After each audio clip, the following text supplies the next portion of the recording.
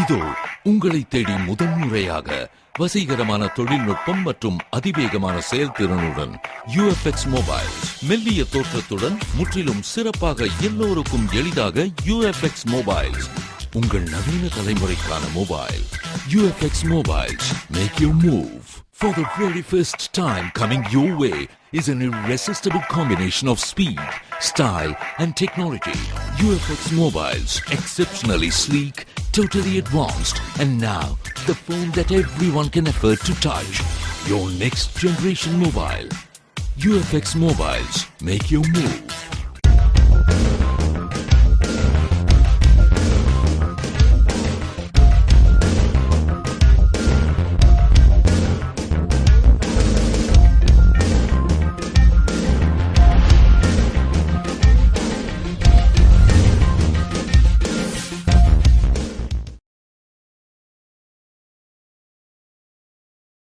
வணக்கம். முதல்வர் ரங்கசாமி தலைமையில் அமைச்சரவை கூட்டம் நடத்தப்பட்டு அதில் பட்ஜெட்டில் ஆளுநர் உரை இறுதி செய்வது குறித்து ஆலோசிக்கப்பட்டது. புதுவை சட்டசபையின் பட்ஜெட் கூட்டத்தொடர் வரும் 28ஆம் தேதி துவங்க உள்ளதை முன்னிட்டு முதல்வர் ரங்கசாமி தலைமையில் அமைச்சரவை கூட்டம் நடந்தது. அமைச்சர்கள் சந்திரகாசு, ராஜவேலு, பன்னீர்செல்வம், தியாகராஜன், தலைமை செயலர் சத்யவதி, ஆளுநரின் செயலர் உதிப்த்ரே மற்றும் இயக்குநர்கள் கலந்து கொண்ட கூட்டத்தில் ஆளுநர் உரை குறித்து ஆலோசிக்கப்பட்டது. மேலும் ஓரிரு மாதங்களுக்கான அரசு செலவினங்களுக்கு சட்டமன்றத்தில் ஒப்புதல் பெறுவது குறித்து முடிவெடுக்கப்பட்டது. இதனைத் தொடர்ந்து ஆளுநர் உரை ஆளுநர் ஒப்புதலுக்கு அனுப்பி வைக்கப்பட்டு 27ஆம் தேதி புத்தகமாக அச்சிடப்படும். பின்னர் பட்ஜெட் கூட்டத்தொடர் 28ஆம் தேதி முதல் 3 நாட்களுக்கு நடத்தப்பட்டு தள்ளி வைக்கப்பட்டு ஏப்ரல் மாதத்தில் முழுமையான பட்ஜெட் தாக்கல் செய்யப்படும். மத்திய திட்டக்குழு கூட்டம் இன்னும் நடைபெறவில்லை என்பதால் முழுமையான பட்ஜெட்டை தற்போது தாக்கல் செய்ய முடியாத சூழ்நிலை ஏற்பட்டுள்ளது என்று கூட்டத்தில் தெரிவிக்கப்பட்டது. மேலும் 29 மற்றும் 30 தேதிகளில் ஆளுநர் உரைக்கு நன்றி தெரிவிக்கும் தீர்மானத்தின் மீது விவாதம் நடைபெற்று முதல்வர் ரங்கசாமி பதிலளிக்கிறார் என்றும் அநேகமாக ஏப்ரல் இறுதி வாரத்தில் முழுமையான பட்ஜெட் தாக்கல் செய்யப்படும் என்றும் தெரியவந்துள்ளது. புதுவையில் விளையாட்டுத் துறைக்கென தனி இயக்குநரகம் விரைவில் ஏற்படுத்தப்படும் என்று இந்திரா காந்தி கலை மற்றும் அறிவியல் கல்லூரியின் ஆண்டு விழாவில் அமைச்சர் தியாகராஜன் பேசினார். புதுவை கதிர்காமம் இந்திரா காந்தி கலை அறிவியல் கல்லூரியின் 11வது ஆண்டு விழா கல்லூரி வளாகத்தில் கல்லூரி முதல்வர் சீதாராமன் தலைமையில் நடந்தது. விழாவில் தெற்கு பகுதி SP பைரவசாமி ஒலிம்பிக் தீபம் ஏற்றி விழாவினை துவக்கி வைத்திட முன்னாள் ஓட்டப்பந்தய வீரரும் ஆசிய தடகள போட்டியில் தங்கப்பதக்கம் வென்ற வீரருமான ராஜன் முன்னிலையில் சிறப்பு விருந்தினராக அமைச்சர் தியாகராஜன் கலந்து கொண்டு பல்வேறு போட்டிகளில் வெற்றி பெற்றவர்களுக்கு பரிசுகளை வழங்கி பாராட்டி பேசுகையில், எங்கள் அரசு கல்விக்கு எவ்வளவு முக்கியத்துவம் அளித்து வருகிறதோ அதுபோன்று விளையாட்டுத் துறைக்கும் முக்கியத்துவம் அளித்து வருகிறது. அதன்படி விளையாட்டுத் துறைக்கு தனி இயக்குநரகம் விரைவில் உருவாக்கப்படும்.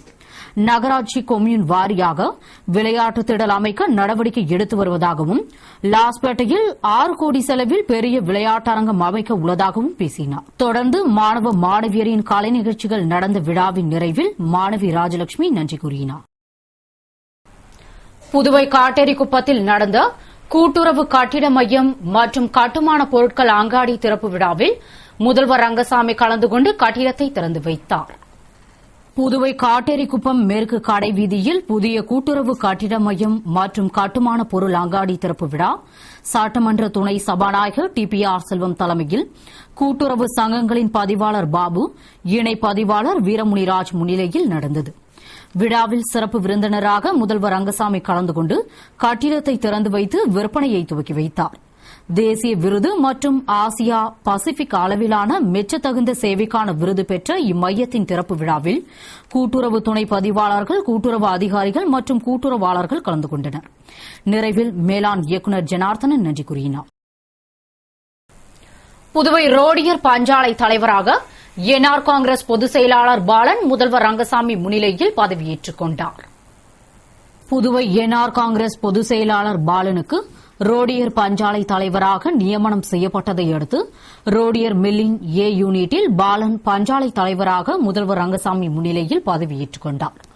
அவரை முதல்வர் ரங்கசாமி இருக்கையில் அமர வைத்து சால்வை அணிவித்து வாழ்த்து தெரிவித்தார். தலைவராக பதவியேற்றுக் கொண்ட பாலன் முதல்வருக்கு பொன்னாடை அணிவித்து கௌரவித்து ஆசி பெற்றார். விழாவில் சபாநாயகர் சபாபதி, அமைச்சர்கள் ராஜவேலு, பன்னீர்செல்வம், தியாகராஜன், துணை சபாநாயகர் டிபிஆர் செல்வம், அரசு கொறடா நேரு, முதல்வரின் பாராளுமன்ற செயலர் வைத்தியநாதன், பிப்டிக் தலைவர் அங்காளன், குடிசை மாற்று வாரிய தலைவர் கார்த்திகேயன், பாப்ஸ்கோ தலைவர் தமிழ்ச்செல்வன், சட்டமன்ற உறுப்பினர் அசோக் ஆனந்த், கல்யாண சுந்தரம், என்ஆர் காங்கிரஸ் செயலாளர் NSJ ஜெயபால் உள்ளிட்ட என்ஆர் காங்கிரஸ் பிரமுகர்கள் கலந்து கொண்டு வாழ்த்து தெரிவித்தனர். மற்றும் பஞ்சாலையின் அனைத்து தொழிற்சங்கத்தினரும் கலந்து கொண்டு வாழ்த்து தெரிவித்தனர். புதுவை வழியாக நெய்வேலி சென்ற தமிழக முன்னாள் துணை முதல்வர் திரு மு க ஸ்டாலினுக்கு புதுவை திமுகவினர் உற்சாக வரவேற்பு அளித்தனர். நெய்வேலியில் நடைபெறும் திருமண நிகழ்ச்சியில் கலந்து கொள்வதற்காக திமுக பொருளாளரும் தமிழக முன்னாள் துணை முதல்வருமான ஸ்டாலின் சென்னையில் இருந்து காரில் புதுவை வழியாக சென்றார். முன்னதாக புதுவைக்கு வந்த ஸ்டாலினுக்கு புதுவை திமுகவினர் ஹோட்டல் ஆனந்தா இன்னில் சந்தித்து உற்சாக வரவேற்பு அளித்தனர். மாநில அமைப்பாளர் ஜானகிராமன் தலைமையில் முன்னாள் தமிழக அமைச்சர் பன்னீர்செல்வம், துணை அமைப்பாளர் SP சிவக்குமார், இளைஞரணி அமைப்பாளர் சிவா, முன்னாள் சட்டமன்ற உறுப்பினர்கள் அனிபால் கென்னடி, MA சுப்பிரமணியன், ராஜாராமன், தொகுதி செயலாளர் காலாப்பட்டு விஸ்வநாதன் உள்ளிட்ட நிர்வாகிகள் சந்தித்து மலர்கொத்து கொடுத்து சால்வை அணிவித்து கௌரவப்படுத்தி உற்சாகமாக வரவேற்றனர். புதுவை பெரியார் திராவிடர் கழகம் சார்பில் கூடங்குளம் அணு உலையை எதிர்ப்பது ஏன் என்ற விளக்க பொதுக்கூட்டம் நடைபெற்றது. புதுவை சிங்காரவேலர் சிலை அருகில் கூடங்குளம் அணு உலையை எதிர்ப்பது ஏன் என்ற விளக்க பொதுக்கூட்டம் பெரியார் திராவிடர் கழகம் சார்பில் கழக தலைவர் லோக ஐயப்பன் தலைமையில் தந்தை பிரியன் முன்னிலையில் நடந்தது. கூட்டத்தில் சிறப்பு அழைப்பாளராக திராவிடர் கழக தலைவர் கொளத்தூர்மணி கலந்து கொண்டு விளக்க உரையாற்றினார். மற்றும் கூடங்குளம் அணுமின் நிலையத்தை எதிர்ப்பதற்கான காரணங்கள் குறித்து நிர்வாகிகளால் விளக்கம் அளிக்கப்பட்டது. நிகழ்ச்சியில் திராவிடர் கழக நிர்வாகிகள் மற்றும் உறுப்பினர்கள் திரளாக கலந்து கொண்டனர். புதுவை பாகூரில் அரியங்குப்பம் தேசிய ஊரக வேலைவாய்ப்பு திட்டத்தின் கீழ் 100 நாள் வேலைவாய்ப்பு பணியினை அமைச்சர் தியாகராஜன் துவக்கி வைத்தார். புதுவை பாகூர் தொகுதி குருவிநத்தம் கிராம பஞ்சாயத்தில் 27 லட்சம் மதிப்பிலும், சோரியாங்குப்பம் கிராம பஞ்சாயத்தில் 23 லட்சம் மதிப்பிலும் தென்பெண்ணை ஆற்றின் கரையை தேசிய ஊரக வேலைவாய்ப்பு திட்டத்தின் கீழ் வலுப்படுத்த அரியங்குப்பம் வட்டார வளர்ச்சி அலுவலகம் சார்பில் பணிக்கான துவக்க விழா நடந்தது. விழாவில் சிறப்பு அழைப்பாளராக அமைச்சர் தியாகராஜன் கலந்து கொண்டு பூஜையுடன் 100 நாள் வேலை உறுதி திட்டத்தின் கீழ் பணியினை துவக்கி வைத்தார். அப்போது வட்டார வளர்ச்சி அதிகாரி மாலதி கலிவரதன், திட்ட பணியாளர்கள், பொறியாளர்கள் உள்ளிட்ட பலரும் ஊர் பொதுமக்களும் கலந்து கொண்டனர். புதுவை நகர பகுதியில் அனுமதியை மீறி கட்டப்பட்ட 5வது மாடியினை நகரமைப்பு அதிகாரிகள் இடித்து அகற்றினர். புதுவை ஏனாம் வெங்கடாசலப்பிள்ளை வீதியில் கல்யாணி என்பவரின் 5 அடுக்கு மாடி வீடு உள்ளது. அந்த வீட்டிற்கு பக்கத்தில் உள்ள கவிதா அருளானந்தம் என்பவர்கள் அடிக்கடி 5 மாடி கட்டிடம் தொடர்பாக பிரச்சினை செய்து வந்த நிலையில் அனுமதியை மீறி கூடுதலாக மாடி கட்டியதாக நீதிமன்றத்தில் முறையிட்டனர். அவர்களது மனுவை விசாரித்த நீதிமன்றம் புதுவை நகரமைப்பு குழும அதிகாரிகள் நடவடிக்கை எடுக்கும்படி உத்தரவிட்டது. இதனையடுத்து நகர குழும திட்ட உறுப்பினர் ஸ்ரீ சங்கர் தலைமையிலான குழுவினர் தாசில்தார் ரமேஷுடன் சென்று அனுமதி மீறி கட்டப்பட்ட 5வது மாடி பகுதியை டிரில்லிங் எந்திரம் மூலம் உடைத்து அகற்றினர். இதனால் அங்கு பரபரப்பு ஏற்பட்டது. இடிக்கும்போது அசம்பாவிதம் ஏற்படாமல் தடுக்க ஒதியஞ்சாலை போலீசார் பாதுகாப்பு பணியில் ஈடுபட்டனர். புதுவை சட்டமன்றத்தை முற்றுகையிட்டு போராட்டம் நடத்தப்போவதாக காங்கிரஸ் கட்சி அலுவலகத்தில் நடைபெற்ற கூட்டத்தில் முடிவெடுக்கப்பட்டது. புதுவையில் சென்ற காங்கிரஸ் ஆட்சியில் பணியில் அமர்த்தப்பட்டவர்கள் பணி நீக்கம் செய்யப்பட்டதை அடுத்து அவர்கள் பலகட்ட போராட்டம் நடத்தி வந்த நிலையில் வரும் 28ஆம் தேதி பட்ஜெட் கூட்டத்தொடர் துவங்க உள்ளதை முன்னிட்டு காங்கிரஸ் அலுவலகத்தில் சிறப்பு கூட்டம் நடைபெற்றது.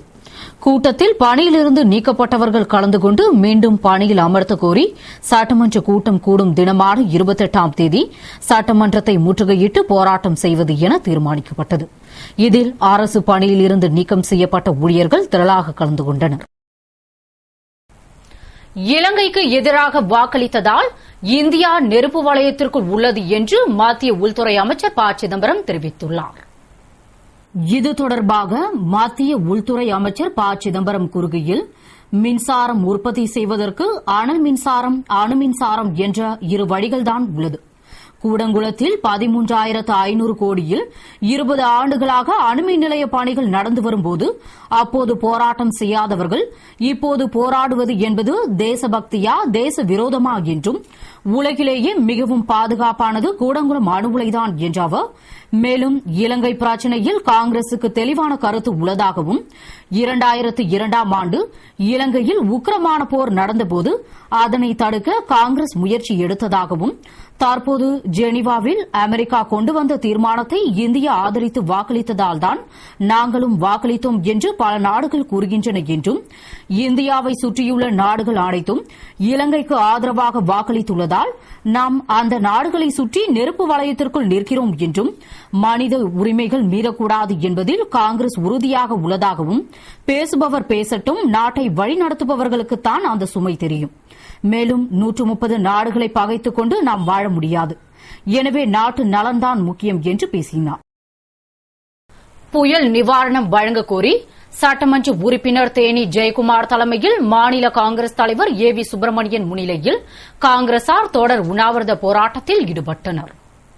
புதுவை மங்கலம் சட்டமன்ற தொகுதியில் தானே புயலால் சேதமடைந்த வீடுகளுக்கு முறையான கணக்கெடுப்பு நடத்தாமல் பாரபட்சமாக புயல் நிவாரணம் வழங்குவதாகவும் அதனை கண்டித்தும் மங்கலம் தொகுதி காங்கிரசார் சார்பில் சட்டமன்ற உறுப்பினர் தேனி ஜெயக்குமார் தலைமையில் மாநில காங்கிரஸ் தலைவர் ஏ.வி. சுப்பிரமணியன் முன்னிலையில் வில்லியனூர் வட்டாட்சியர் அலுவலகம் எதிரில் மாபெரும் தொடர் உண்ணாவிரத போராட்டம் நடந்தது.